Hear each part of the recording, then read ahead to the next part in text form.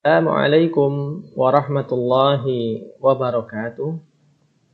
Alhamdulillah, pada kesempatan kali ini, insya Allah kita akan belajar bersama tentang ilmu pengetahuan alam dengan materi pembelajaran tentang gaya. Apakah gaya itu? Adik-adik di rumah, pernahkah melihat olahraga tarik tambang? Atau mungkin pernah melakukannya di sekolah? Atau mungkin pernah melihat orang yang sedang berjalan sambil menarik dan satunya sambil mendorong gerobak. Olahraga tarik tambang itu antara kedua lawan saling menarik. Demikian juga orang yang sedang mendorong gerobak dan yang depan adalah orang yang menarik. Itu yang di depan menarik gerobak, kemudian yang di belakang mendorongnya.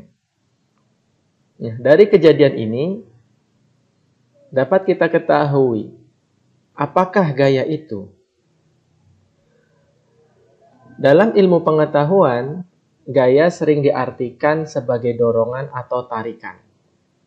Seperti orang yang sedang mendorong meja atau mungkin orang yang sedang menarik meja. Nah, dorongan atau tarikan itu disebut dengan gaya. Gaya ada yang kuat, ada pula yang lemah. Maka semakin besar gaya yang dilakukan, maka makin besar pula tenaga yang diperlukan. Seperti misalkan adik-adik mendorong kursi, maka gaya yang dikeluarkan tidak begitu kuat. Tapi berbeda ketika adik-adik semuanya mendorong lemari yang besar, maka membutuhkan gaya dan tenaga yang besar pula.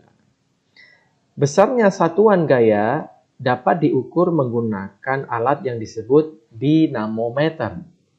Nah, berikut gambar atau contoh bentuk dari alat dinamometer. Mungkin adik-adik sudah pernah melihatnya, namun belum tahu namanya. Nah, inilah nama dari dinamometer, alat yang digunakan untuk mengukur besarnya suatu gaya. Nah, di kehidupan kita sering jumpai hal-hal yang menggunakan gaya seperti orang yang memancing, menarik kail. Nah, mungkin adik-adik pernah memancing atau mungkin pernah menarik timba dari sumur. Maka dia menarik talinya, kemudian terangkatlah air yang ada di dalam timba tersebut. Ada pula melihat abang bakso yang sering berjualan di lingkungan kita, dia mendorong gerobaknya. Atau mungkin ayah kalian sedang bekerja, dia menarik sebuah balok yang besar. Nah, semua kegiatan ini membutuhkan gaya. Ada gaya yang ditarik, ada pula gaya yang didorong. Kemudian yang selanjutnya, gerak dan sifat gaya. Gerak dan sifat gaya yang pertama, gaya dapat merubah bentuk. Nah, bentuknya, pernahkah adik-adik melihat tanah liat? Nah, tanah liat itu belum berbentuk apapun. Kemudian oleh adik-adik dipencet, ya, diremas-remas, dibikin bentuk, akhirnya jadilah seperti vas bunga, kendi, atau mungkin bahkan piring, keramik. Ya, itu berasal dari tanah liat. Kenapa bisa berubah bentuk menjadi vas bunga? Karena adanya gerakan yang dilakukan oleh adik-adik semuanya ketika memencet tanah liat tadi. Sehingga gaya yang dikeluarkan oleh tangan ini mengubah bentuk benda yang asalnya menjadi bulat, berubah menjadi pipih atau lonjong. Selain gaya dapat merubah bentuk, gaya dapat merubah arah. Contohnya, ketika adik-adik bermain sepak bola. Nah, bola itu ditendang. Maka ketika bola itu ditendang, maka arahnya berubah. Ya, dapat ke depan atau ke samping. Demikian juga, selain dapat merubah benda, gaya juga menjadikan benda diam. Ya, atau benda yang diam berubah jadi bergerak, atau benda yang bergerak berubah menjadi diam. Contohnya apa? Benda yang bergerak kemudian menjadi diam. Ya, contohnya adalah orang yang sedang mengendarai sepeda dengan laju yang cepat. Kemudian tiba-tiba sepedanya direm, maka sepeda itu menjadi diam. Yang asalnya bergerak, kemudian diam seketika. Atau misalkan orang yang sedang mendorong mobil. Mobilnya mogok di tempat, diam, maka dia dorong dengan sepenuh kekuatannya, maka benda itu menjadi bergerak. Jadi sifat gaya menjadikan benda diam menjadi bergerak, atau sebaliknya, benda bergerak menjadi diam. Nah, jenis-jenis gaya. Ada banyak sekali jenis-jenis gaya yang mungkin sering kita temui, namun belum kita tahu artinya. Ya, artinya belum kita mengetahui namanya ini apa, atau mungkin jenisnya apa. Yang pertama adalah gaya otot. Gaya otot adalah gaya yang dihasilkan oleh tenaga otot. Seperti kita makan, mengkonsumsi makanan-makanan yang bergizi, maka otot kita menjadi kuat. Ya. Seperti kita melihat orang yang sedang mengangkat beban. Ya. Orang yang mengangkat beban, maka dia menggunakan ototnya. Ya. Atau mungkin adik-adik juga pernah melihat ya anak sedang menarik timba, ya sedang mengambil air dalam sumur, dia gunakan tenaga ototnya. Atau pula orang yang menendang bola. Nah, agar bola ini terlempar dengan jauh, maka harus menggunakan kekuatan yang besar. Maka tenaga ototnya juga harus besar. Ini jenis gaya yang pertama, gaya otot. Kemudian jenis gaya yang kedua adalah gaya gesek. Gaya gesek adalah gaya yang dihasilkan karena dua benda yang saling bersentuhan. Ya, misalkan tangan kita, tangan yang kanan dan yang kiri kita gosok-gosokkan. Nah, ini gaya gesek namanya. Seperti mobil atau sepeda motor yang dia sedang berjalan. Nah, rodanya ini bergesekan dengan jalan. Ya, jadi gaya gesek adalah gaya karena adanya sentuhan dua benda yang saling bergesekan. Selain gaya gesek, ada pula namanya pegas. Gaya pegas, gaya yang dihasilkan dari tarikan atau dorongan pada benda yang elastis. Apa itu benda elastis? Benda elastis ini bisa diartikan benda yang mudah untuk ditarik, kemudian setelah dilepas dia kembali ke bentuk asalnya. Seperti contohnya ketapel. Nah, mungkin kita sudah pernah bermain ketapel, adik-adik sudah pernah bermain ketapel. Tapi di dalam Islam tidak boleh ya. Kita umat Islam jangan bermain ketapel karena ini sifatnya dia dapat melukai hewan. Rasulullah SAW melarang kita melukai hewan karena ketapel sejatinya itu tidak dapat membunuh. Nah, tapi dalam materi ini contoh gaya pegas ini pada ketapel. Jadi ketapel itu ditarik. Ya, itu ada karetnya, maka karetnya akan melentur panjang, kemudian dilepaskan kembali lagi karet tersebut. Atau mungkin panahan yang dianjurkan oleh Rasulullah SAW adalah panah. Nah, mungkin kita dulu pernah bermain panah, ya sewaktu di sekolah adik-adik semuanya bermain panah bersama. Maka gaya pegasnya adalah pada busurnya, ya bukan pada anak panahnya, tapi pada busur tali busurnya itu ditarik sekuat-kuatnya, kemudian dilepaskan. Nah, ini namanya gaya pegas. Kemudian gaya magnet. Apa sih gaya magnet? Nah, adalah gaya yang dihasilkan dari tarikan atau dorongan dari magnet. Nah, magnet, pernahkah adik-adik tahu magnet itu seperti apa? Tentunya sering melihatnya. Atau mungkin bahkan adik-adik mempunyainya. Nah, magnet itu terdiri dari dua kutub, kutub utara dan kutub selatan. Dan antara dua-duanya itu saling berlawanan.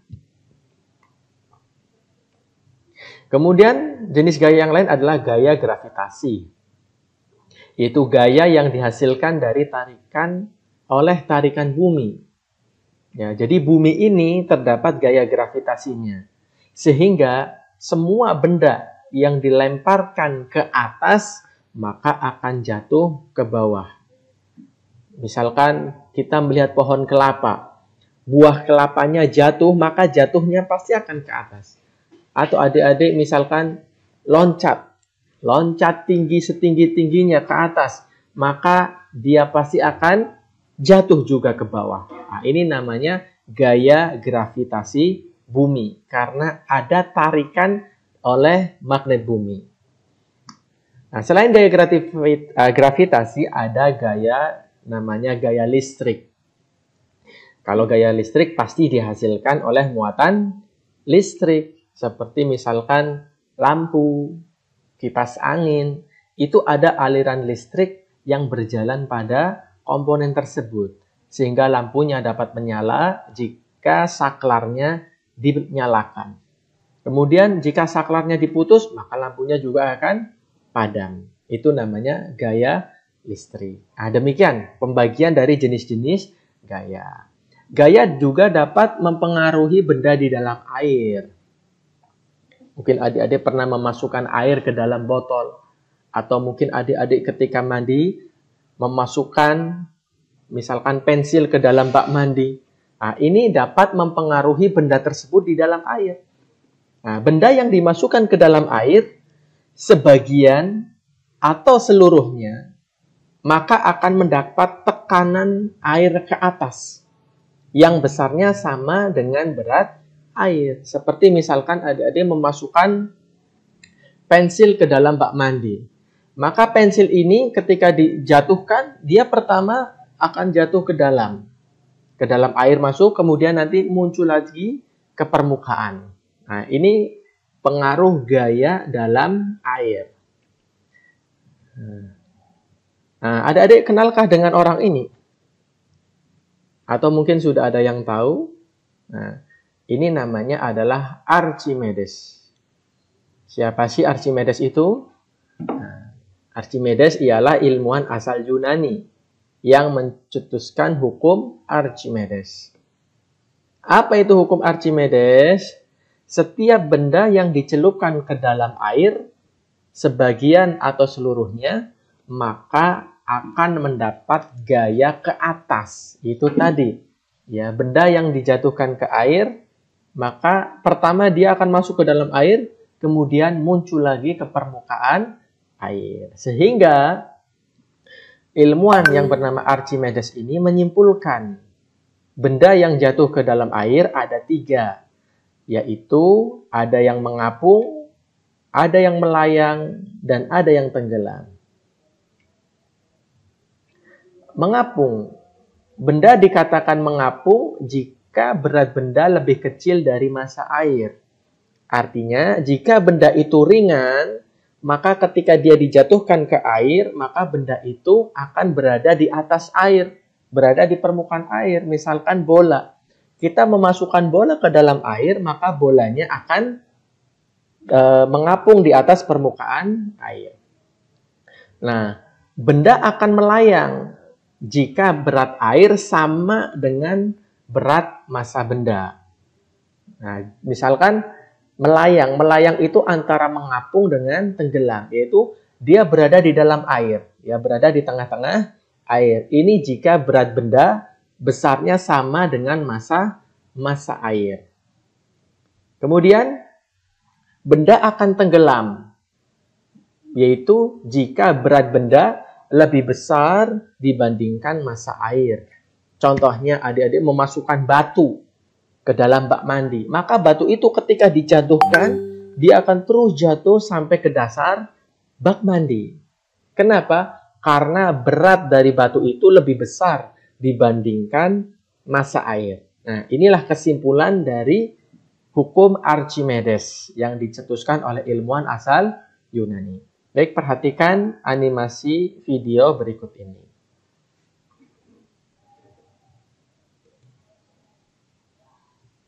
Nah, ini benda yang dijatuhkan. Ini namanya mengapung. Jadi benda itu dijatuhkan, kemudian dia akan mengapung di permukaan. Dia tidak masuk ke dalam air, tapi dia hanya berada di atas permukaan air. Ini namanya mengapung.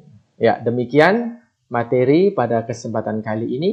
Mudah-mudahan dapat difahami dan memberikan manfaat. Wassalamualaikum warahmatullahi wabarakatuh.